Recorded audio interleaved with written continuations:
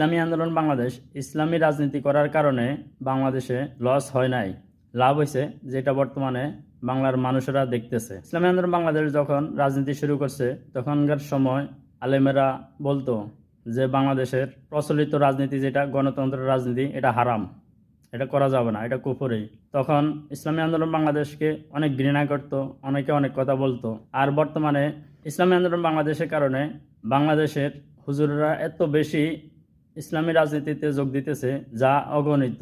প্রতিদিনে প্রতিনিয়তই কোনো না কোনো ইসলামী দলের সাথে হুজুরেরা, আলেমরা, সাধারণ জনগণেরা যোগ দিতেছে। বাংলাদেশে আজ অথবা কাল ইসলামী আইনে বাংলাদেশের শাসন চলবে। এই জন্য বলছি, ইসলামী আন্দোলন বাংলাদেশ যদিও আজ পর্যন্ত সংসদে যেতে পারে নাই, তবে লস হয় নাই, লাভ হয়েছে। এই তো সেদিনের ঘটনা, বেশি দিন হয় নাই। আলী হাসান ওসামা সাহেবও ইসলামী আন্দোলন বাংলাদেশকে নিয়ে অনেক কথা বলতো, অনেক কটূক্তি করতো। আলী হাসান ওসামা সাহেব এমন কথাও বলছে যে আমি যদি কখনো বাংলাদেশের প্রচলিত গণতন্ত্রের রাজনীতি করি তাহলে মনে করবেন আমার ইমান চলে গেছে। আলহামদুলিল্লাহ, সে আলী হাসান ওসামা সাহেবেরও ভুল ভাঙছে। আজ বর্তমানে সেও এমপি ইলেকশন করার জন্য চিন্তা ভাবনা করতেছে, সেও বর্তমানে বাংলাদেশের প্রচলিত রাজনীতি করতেছে। তো এভাবে বাংলাদেশে যারা গণতন্ত্র সেটাকে ভুল বুঝতেছে, তাদের ভুল ভাঙবে।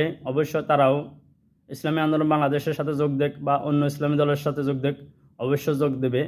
আজ অথবা কাল বাংলাদেশে ইসলামী হুকুমত কায়েম হবে।